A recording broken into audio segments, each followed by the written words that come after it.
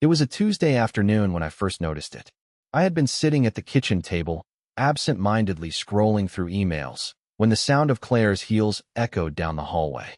She had been at work all day, and I had just finished a long meeting at my home office. It was the kind of quiet moment I used to look forward to, the stillness before everything spiraled into chaos. But today, something was different. Claire walked into the room, and there was a sharpness to her expression that immediately put me on edge. She looked distant. For a moment, I wondered if it was just the stress from work, but I could tell this wasn't just another rough day. "Hey," I said, trying to meet her eyes, offering the comfort I thought she needed. But she didn't respond right away. Instead, she placed her bag down on the counter and began pacing the room. "I need to tell you something," she said, her voice oddly steady. I turned in my seat, my stomach tightening. I could already feel the tension building up inside me, but I had no idea what was coming. "Something's been eating at me for a while," she continued, her words measured, like she had practiced them in front of a mirror. "I think you deserve to know." I set my phone down, fully focused now. "What is it?" I asked, my voice quieter, unsure if I even wanted to hear the answer. She took a deep breath, and for a second, it almost seemed like she was hesitating. But then, she spoke with a certain finality. "I think I made a mistake. I've been lying to you, and to myself for a long time now. I shouldn't have married you." I felt the room shift around me. The words felt like they had been ripped from a story I never thought would be mine. My hands went cold, and my mind struggled to grasp what she was saying. It was like everything I knew, everything I had believed about us, was suddenly up for debate. She crossed her arms, looking at the floor, avoiding my gaze. "I never should have settled. I should have chosen someone else." It hit me like a punch to the gut. The clarity in her words shattered whatever fragile calm I had been holding on to. All those years of trying, of adjusting, of convincing myself that things would get better, all of it had just been a lie, a carefully constructed facade that she had been living behind. I opened my mouth to respond, but no words came out. My mind was racing too fast to catch up with the reality she was laying bare before me. Finally, I managed to speak. "Why now?" I asked, barely able to form the question. "Why say this now after all this time?" She looked at me, her face unreadable. "I can't keep pretending, and I can't keep dragging you along. You deserve someone who's all in, someone who wants the same things you do. I can't be that person anymore." I felt like I was suffocating. The weight of her words crushed every ounce of hope I had left. But even in the depths of that hopelessness, I could feel something awakening inside me. A strange calm, almost as if I had been waiting for this moment without even realizing it. "Then, maybe it's time we both stop pretending," I said, my voice suddenly firm, more sure than I had felt in a long time. "If that's how you really feel, then choose. Make your decision. I'm not going to wait around for this to get any worse." Claire's eyes widened, and I could see the conflict flicker across her face. But I wasn't waiting for her to change her mind. I wasn't going to sit there and beg her to reconsider, not when I had already realized the truth she had been hiding from me for years. I stood up, my legs shaky but determined. "I'm done," I said, more to myself than to her. "I'm done with this. You make your choice now." And with that, I walked out. I didn't know where I was going or what I would do next. I just knew I couldn't stay there. I had to leave. Leave the life we had built together. Leave the illusion of what I thought we had. I didn't look back. I had no idea how much my life would change after that moment.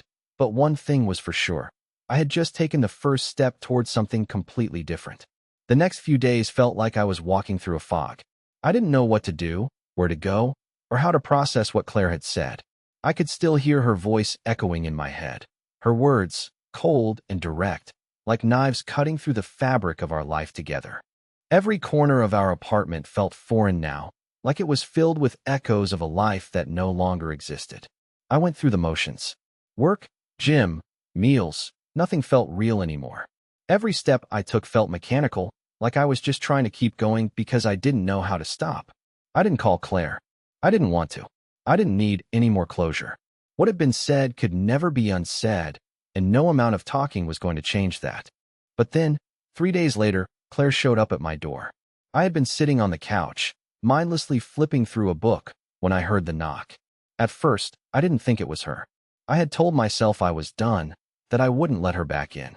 But when I opened the door and saw her standing there, I couldn't help the rush of emotions that flooded me. Her face was different. Something about it looked tired, worn down. Her eyes, which had always been so bright, were now clouded with doubt. "I don't want to do this through text," she said, her voice quieter than usual. "Can we talk?" I stood there for a moment, just looking at her. There was a part of me that still cared, still wanted to make things right. But there was another part of me, one that had started to rebuild itself, that felt like I was finally seeing things clearly for the first time. I took a deep breath and stepped aside, allowing her to come in. "I don't know what you think is left to say," I said as she sat down on the couch, her hands nervously clasped in front of her. "You've already made your choice. You don't need me to tell you how much it hurts. I'm done pretending to." She looked at me, and I could see the conflict in her eyes. "It's not that simple," she said, her voice breaking. "You don't understand. I don't know what I want anymore." I felt a wave of anger rise in me, but I forced it down. "That's the problem," I said, my voice sharp now. "You don't know what you want, and I can't keep waiting around while you figure it out. You've had years to decide, Claire." She looked away, tears threatening to spill from her eyes, but she held them back.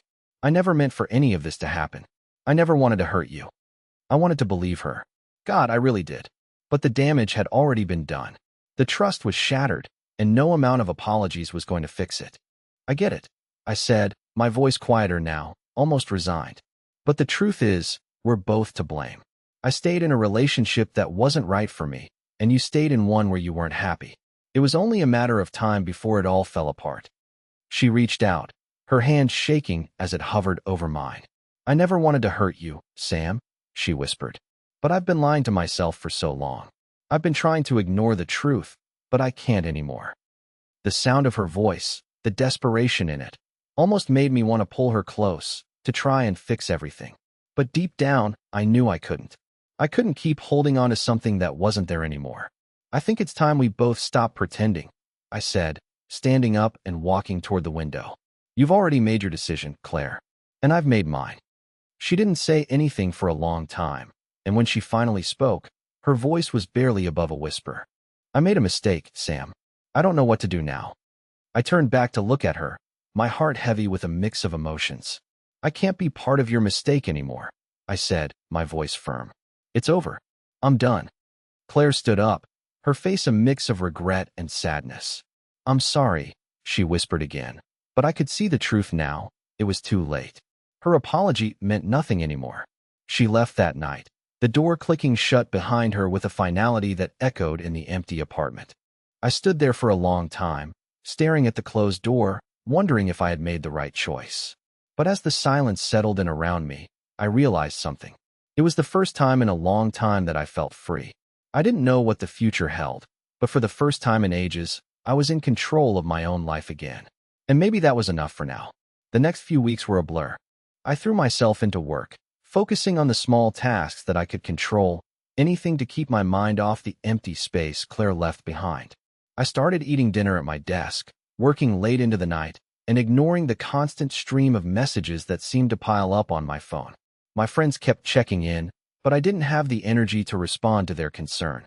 The truth was, I didn't know how to tell them what had happened. I didn't even know how to process it myself. I had spent years with Claire, building a life I thought was ours, only to realize that she had been quietly unraveling it in the background. But as the days passed, something began to shift inside me.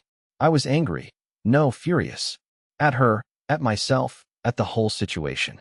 But alongside that anger, there was something else, a deep, gnawing sense of relief.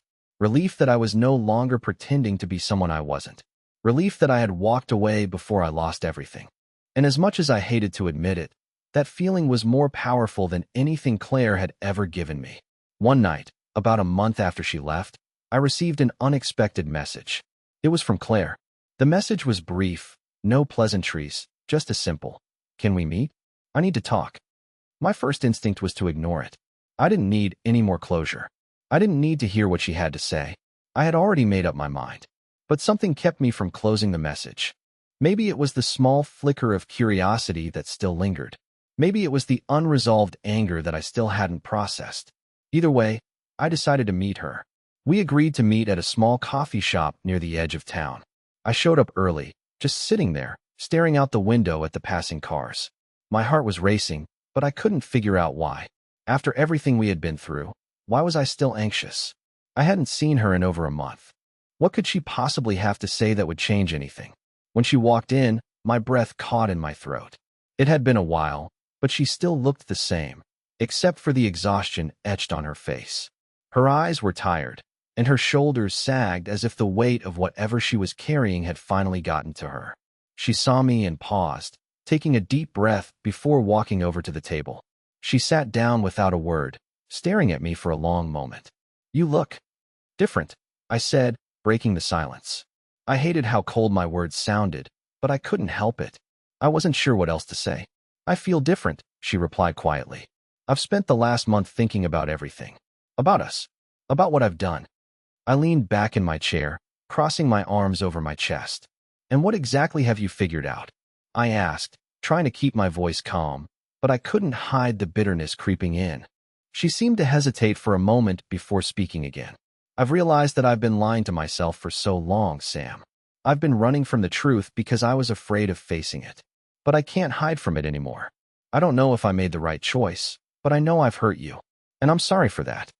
The words sounded rehearsed, like she had been practicing them for weeks. But I didn't trust her. I didn't trust the apology she was offering now. Not after everything that had happened. "I'm not here to beg you to come back, Sam," she continued, her voice softer now. "I know that's not possible anymore. But I need to ask something. I need to know if there's any way we can fix this. If there's any chance we can start over." I stared at her, trying to read her expression. Part of me wanted to believe her, wanted to believe that she was sincere, that we could somehow go back to what we had before everything fell apart. But the other part of me, the part that had been betrayed, was already shaking its head, telling me to walk away and never look back. "I don't know if I can ever trust you again," I said slowly, my voice quiet but firm. "I don't know if I can ever forget what you said. You told me I wasn't the one you wanted. You said I should have been someone else. And you know what? I'm starting to believe that maybe you were right. Maybe you do need someone else, someone who can give you what you want." Claire's face faltered, and I could see the hurt in her eyes. "I never meant it that way," she whispered. "I was just lost. I didn't know what I wanted, and I was too afraid to admit it. But I know now. I know that I don't want to lose you." I looked away, feeling the weight of her words pressing down on me. "You can't just decide that now, Claire. You don't get to pick and choose when you want me in your life. It doesn't work like that." For a moment, we just sat there in silence, the sound of the coffee shop's bustle filling the empty space between us. I could feel the tension building, the weight of everything that had happened settling in the pit of my stomach. Finally, I stood up, feeling like I was suffocating in the small, cramped space. "I think it's time for us to go our separate ways," I said, my voice steady despite the storm raging inside me. "We can't fix this. Not now, not ever." Claire looked up at me, her eyes wide with shock, but I could see something else there too, a flicker of understanding. "I'm sorry, Sam," she said again, her voice breaking. But I was already walking away, the door swinging shut behind me with a finality that made my heart ache. And just like that, I was free. Or at least, I thought I was. The weeks that followed were a whirlwind of emotions I had never quite expected.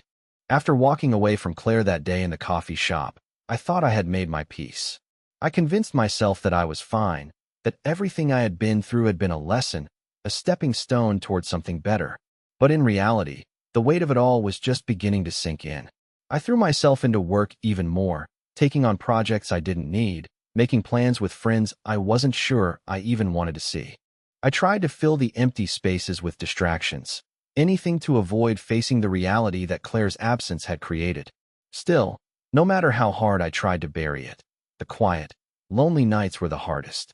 I found myself lying awake, staring at the ceiling, wondering how I had missed the signs.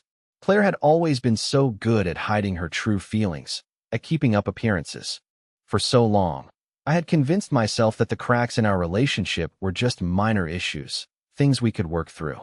But now I understood. The cracks had been there from the beginning, and I had been too blind to see them. The painful truth settled in every time I glanced at the empty side of the bed or made dinner for one. I couldn't escape it. But then, one night, just when I thought I had finally started to move on, she reached out again. The message came late, around midnight. It was a single sentence, I need to see you, Sam. Please. I stared at the words, feeling the weight of them pressed down on my chest. Part of me wanted to ignore it, to let it slide into the abyss of unread messages that had started piling up in my inbox. But another part of me, the part that had never truly let go, was curious. What did she want now? What could she possibly have to say that would change anything? For a moment, I wrestled with the decision. I didn't want to go back to the same cycle, to let her back into my life only for her to break my heart again. But something told me that this time, this meeting, would be different. I wasn't sure why, but I felt like I owed it to myself to hear her out, to finally get some answers that I hadn't been able to find on my own. I agreed to meet her at a park near my place. It was a quiet, empty space, the kind of place where people go to think, to clear their minds. When I arrived, I saw her sitting on a bench, her back to me, staring out into the distance. She didn't see me approach, but I noticed the way her shoulders hunched, the way her hands were clenched tightly in her lap. She looked so small, so unlike the confident woman I once knew. I hesitated for a moment before walking over to her. She turned as I sat down beside her, and for the first time, I saw something different in her eyes. There was no anger, no defiance, just a deep, unspoken sorrow. She was hurting, and I could see that now. I didn't think you'd come, she said quietly, her voice barely above a whisper. I didn't answer right away. I didn't know what to say. Part of me wanted to yell at her, to demand answers for the pain she had caused me. But another part, one that I hated, wanted to hold her, to make everything go back to how it was before. The battle inside me was tearing me apart. What is it, Claire? I asked finally, my voice steady despite the turmoil inside. What do you want from me? She looked down at her hands, then back up at me. I want to make things right. I know I can't take back what happened, and I know I can't undo the damage I've done. But I need you to know that I never meant to hurt you. I was just lost. I didn't know what I wanted, and I made choices that I regret. I didn't say anything at first. Her words felt hollow, like she was saying them because she thought that's what I wanted to hear. But even as I resisted the urge to get angry, a part of me could see the pain in her eyes. This wasn't the confident, unapologetic Claire I had known. This was someone who had been broken, who had been carrying a burden far heavier than I realized. I can't keep doing this, Claire, I said, my voice almost breaking. I can't keep going back and forth.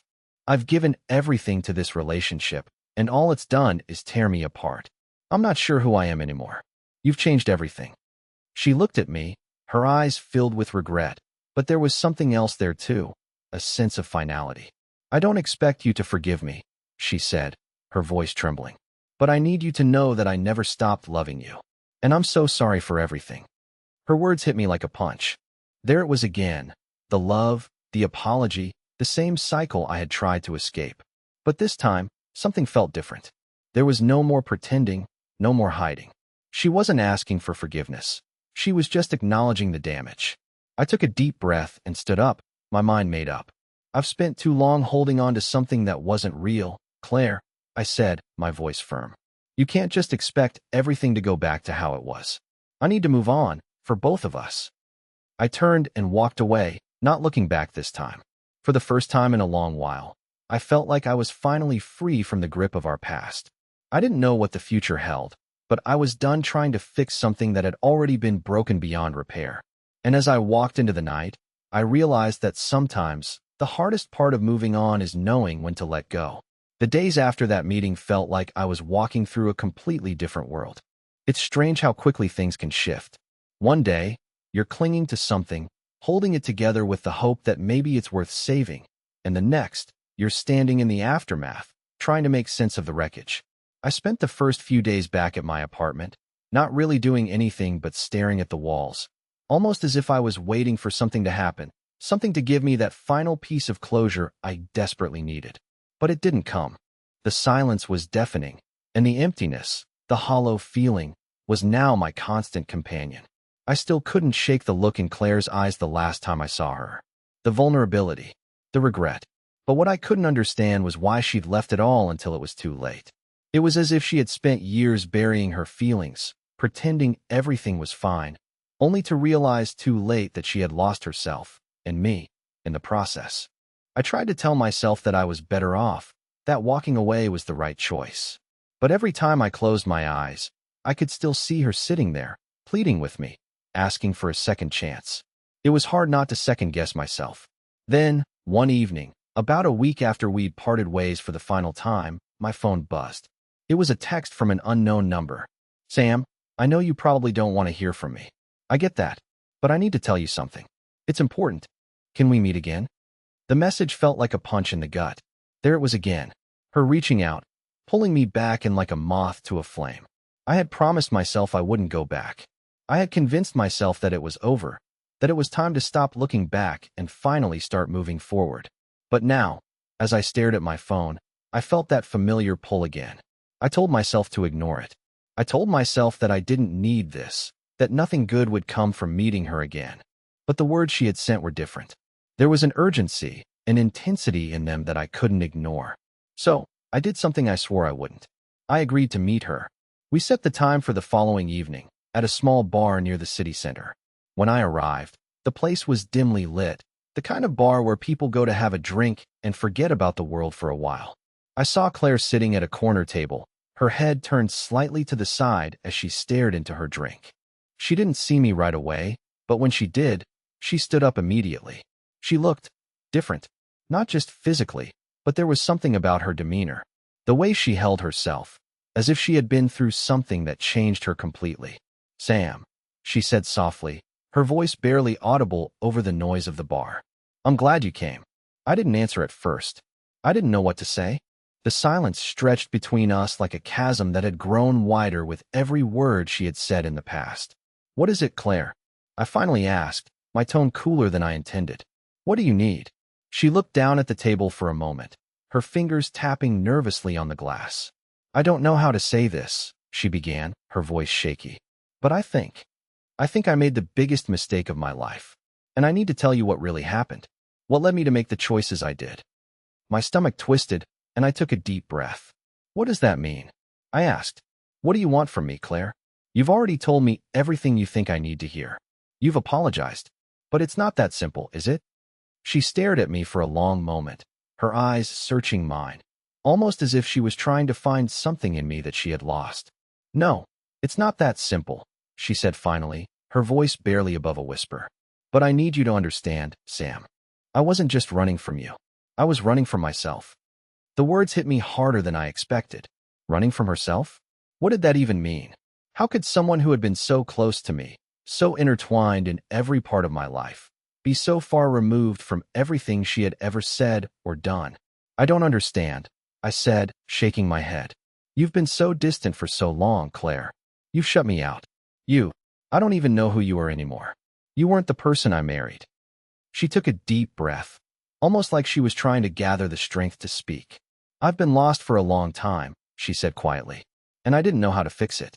I thought if I left, if I pushed you away, it would make things easier. But it didn't. It just made everything worse." I could feel the wall inside me starting to crack, but I didn't let it break. I couldn't. "So now you want me to forgive you? To just forget everything and start over?" She nodded slowly, her eyes filled with tears. "I don't expect you to forgive me," she said, "but I need you to know the truth. I never stopped loving you, Sam. I was just too afraid to admit it. I was so afraid of what it meant to be vulnerable, to actually let someone in, that I pushed the one person who truly cared about me away." For a moment, I just sat there, stunned into silence. Her words, the emotion in her voice, it was like hearing the person I used to know, the person I had fallen in love with, emerge from the fog. But I couldn't let myself get caught up in that. I couldn't let her pull me back into her world, not after everything we had been through. "I don't know if I can trust you again, Claire," I said, my voice firm, though the words felt foreign coming from my mouth. "I don't know if I can ever go back to that place. I don't think I want to." Her face fell, and I could see the regret in her eyes, but I didn't feel sorry for her anymore. I wasn't angry, not in the way I had been before, but there was something else, a sense of clarity. I had given everything I could, and now it was time to walk away. "I think we both need to move on," I said, standing up slowly. "You have your life, and I have mine. I can't keep holding on to something that isn't real anymore." As I turned to leave, I could hear her call my name softly behind me, but I didn't stop. For the first time, I felt like I was finally breaking free, and I didn't look back. The days that followed felt different, like I was walking through a world that had suddenly shifted beneath my feet.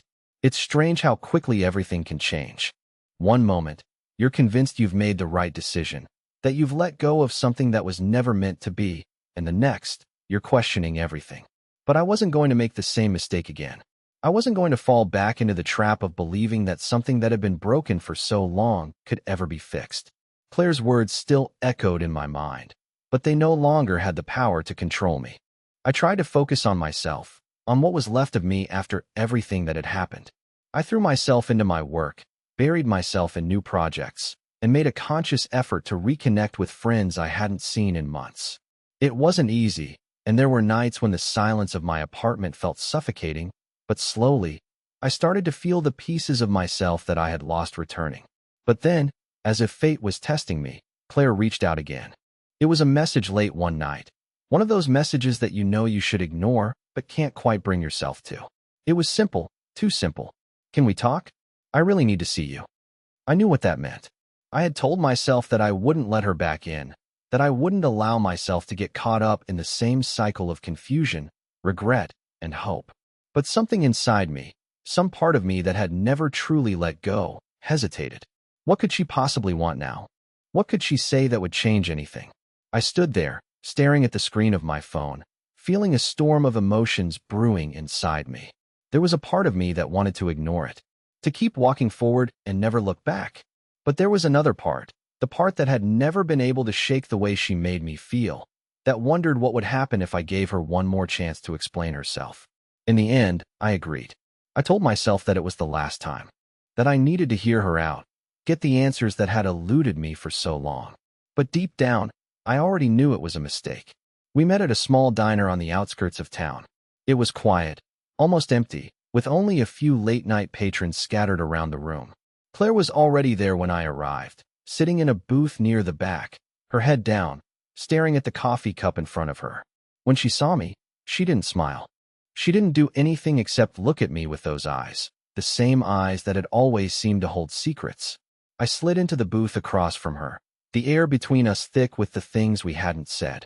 For a long moment, neither of us spoke. It was as if we were both waiting for the other to make the first move. The silence was deafening, louder than any words could have been. Finally, Claire spoke, her voice quiet, almost fragile. "I don't know where to start, Sam." She looked down at her hands, her fingers nervously tapping against the table. "I've spent so long running from the truth, from what I really feel. And now I can't run anymore." I didn't say anything at first. I just sat there, staring at her, trying to understand what she was trying to say. For so long, I had been the one chasing after answers, but now, here she was, offering them to me. And yet, something inside me couldn't bring myself to care anymore. I had been chasing the wrong thing for so long. I had been chasing her, chasing a version of us that was never really real. "You don't have to say anything," I said, my voice unexpectedly calm. "You've already told me everything. You said it before, remember? You said I wasn't the one you wanted. You've made your choice, Claire, and I don't think I'm a part of that anymore." Her face softened, and for a brief moment, I saw the woman I had once known, the woman I had loved. But it was fleeting, gone almost as soon as it had appeared. "I didn't mean it that way," she whispered, her voice cracking. "I was confused, Sam. I was so confused. I pushed you away because I didn't know what I wanted. And now I realize that I don't want to live with this regret." I leaned back in my seat, my mind racing. "Regret? You think I'm going to forgive you because you regret it?" I shook my head, the bitterness creeping into my voice. "It's not that simple, Claire. You've had your chance. We've both had our chance, and we wasted it." She looked at me, her eyes searching mine as if she was hoping to find something, anything, that would bring us back to where we once were. But there was nothing left to find. The connection we had, the love I thought was real, was gone. And deep down, I knew it wasn't coming back. "I never wanted to hurt you," she said softly, tears welling up in her eyes. I didn't know how to make it right. I don't know how to fix this. I don't know what to do anymore." I stared at her for a long moment, my heart aching in ways I didn't know were possible. But I couldn't help her. Not anymore. She had made her choice when she walked away, when she broke the trust we had built over all those years. She had left me once, and I had allowed her back in. But now, there was nothing left to rebuild. I think it's time we finally let go, Claire, I said, my voice quieter now. I think it's time we both move on. And for the first time in what felt like forever, I stood up and walked away without looking back. This time, I knew it was for good. The air outside was colder than I expected, and the night felt heavier, darker. But as I walked down the street, I felt a sense of clarity wash over me. For the first time in months, I felt free. Free from the lies, free from the pain, free from the chains I had been carrying for so long. I didn't know what the future held, but I knew one thing for sure. It was mine to shape, and I wasn't going to let anyone, least of all Claire, stand in my way. The weeks that followed after I walked away from Claire felt like an odd kind of liberation. I had expected to feel some deep sense of loss, as if I was missing something crucial. But the truth was, it was the opposite. Every day that passed without her, I felt lighter. Like a weight I hadn't realized I was carrying had finally been lifted off my shoulders. The emptiness I once dreaded now felt strangely comforting. I started to enjoy the quiet again, the absence of someone who had been so entangled in my life, for better or worse. But despite the relief, I still found myself haunted by the what-ifs. What if I had stayed? What if I had fought harder for us, for our future? Every so often, I would find myself lying awake at night, wondering if I had made the right choice. The doubt crept in slowly, and for a moment, I questioned my own strength. Then one evening, as I was sitting on my couch, catching up on some reading, my phone buzzed on the coffee table. It was a number I didn't recognize. Normally, I would have ignored it, but something about this felt different. I hesitated before picking it up, not knowing what to expect. Sam? The voice on the other end was familiar, but it wasn't Claire's. It was someone else, a man's voice, calm but with an edge of urgency. My name's Andrew. I need to speak with you about Claire. The hairs on the back of my neck stood up. My first instinct was to hang up. I had no reason to entertain whatever this was, but something inside me told me to listen. What about Claire? I asked, my voice guarded. There was a long pause on the other end before Andrew spoke again, this time with a sense of gravity. You need to know that Claire isn't who you think she is. I've been trying to reach you for weeks, but she won't let me. I don't know how much time we have, but I need you to hear me out. There's something you don't know, something you need to understand. My heart began to race. What was this about? Why was this stranger contacting me now? And why did it feel like I was being pulled back into Claire's world again, against my will? I had moved on. I had closed that chapter. But now, the pieces were starting to fall together, and I couldn't shake the feeling that something wasn't right. What do you mean? I asked, trying to control the growing unease in my chest. I can't explain everything over the phone, Andrew said. But I think you need to meet me. There's a lot you don't know about Claire. A lot she's been hiding from you. Things she hasn't told anyone. It's not what you think. Please, just meet me tomorrow, and I'll tell you everything. I stood up from the couch, pacing around my apartment as I tried to process what was happening. Claire?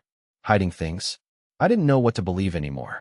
I had already walked away from her once, and now, here I was, about to entertain a meeting with some stranger who claimed to know secrets about her. But a part of me, the same part that had never truly gotten closure, felt compelled to listen. Where? I asked finally. I didn't know why I was asking, but I needed answers. Maybe I wasn't as done as I thought I was. Tomorrow, 2 p.m., at the park by the old library. Don't tell Claire. I don't think she'll be happy that I'm reaching out to you. The call ended abruptly, and I stood there, my mind whirling with questions. What could Andrew possibly want to tell me? And why was he so desperate to meet? My instinct told me to just leave it alone, to continue on with my life. But that nagging feeling, the one that had never fully let me go, made it impossible to ignore. The next day, I found myself standing at the park, just as we had agreed. The air was cooler than usual, a crispness that made the leaves rustle around me. I had arrived early, hoping to get a sense of what was going on, but my mind was still racing, trying to prepare myself for whatever Andrew had to say. When I saw him, I almost didn't recognize him at first. He was tall, wearing a gray jacket, with a calm yet weary demeanor. He approached me with a slight nod, his eyes scanning the area as if he was expecting someone to be watching. Sam, right? He asked, his voice low, almost as if he were trying to keep his presence hidden. Glad you came. We don't have much time. I didn't know what to say. I nodded, trying to remain calm. What's this all about? Who are you? I'm someone who's seen the other side of Claire, he said quietly. glancing around once more before stepping closer. I've known her for a long time. And trust me, you don't know the whole story. I don't think you even know half of it. I felt my stomach churn. What was he talking about? She's been lying to you, Sam, Andrew continued. She's been hiding things that go back a lot longer than you think. I'm not saying she's a bad person, but she's not who you think she is. And I think you deserve to know the truth. I crossed my arms over my chest, trying to keep the growing sense of unease from spilling out. You're telling me that Claire lied to me about something? What are you talking about? Andrew's face softened, as if he had been expecting this reaction. I know this is hard to believe, but she wasn't just confused or running from herself. There's more to it, Sam. Things that go beyond what she's told you. And the longer you stay in the dark, the more damage it's going to cause. I can't just sit by and watch. My mind was spinning. I felt the knot in my chest tighten as the pieces of the puzzle started to form, but I still didn't know what to think. What kind of things was Andrew talking about? Was this just some kind of game? Or was there more to Claire's story than I had ever known? We need to talk, I said, my voice firm. Tell me everything.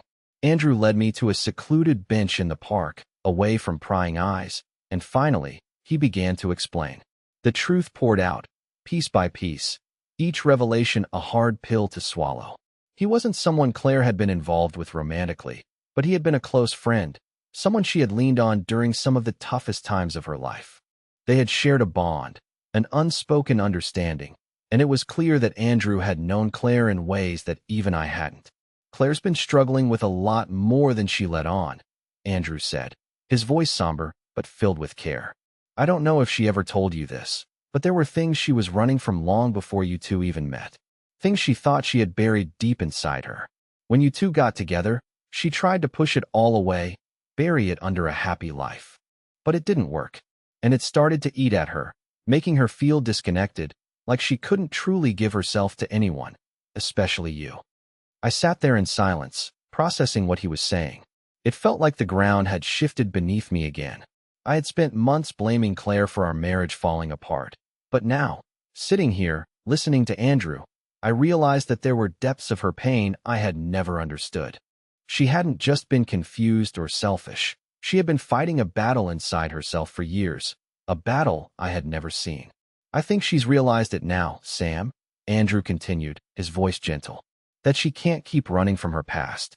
And she wants to face it. She's trying to change, trying to heal. But she's afraid. Afraid of losing you for good. Afraid that it's too late. The weight of his words pressed down on me, and I couldn't help but think about all the things Claire had said when she'd last spoken to me. About how she had been lost. About how she regretted pushing me away. But hearing this, hearing that she had been struggling with her own demons for so long, made everything clearer. I don't know what to do with all of this, I said finally, my voice thick with emotion.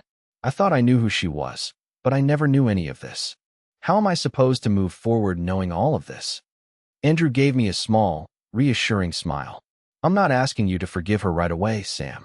What I'm saying is that you both have the chance to start fresh. You've already made the hardest choice, walking away. But that doesn't mean it has to end there. You can choose to move on, or you can choose to give her a second chance.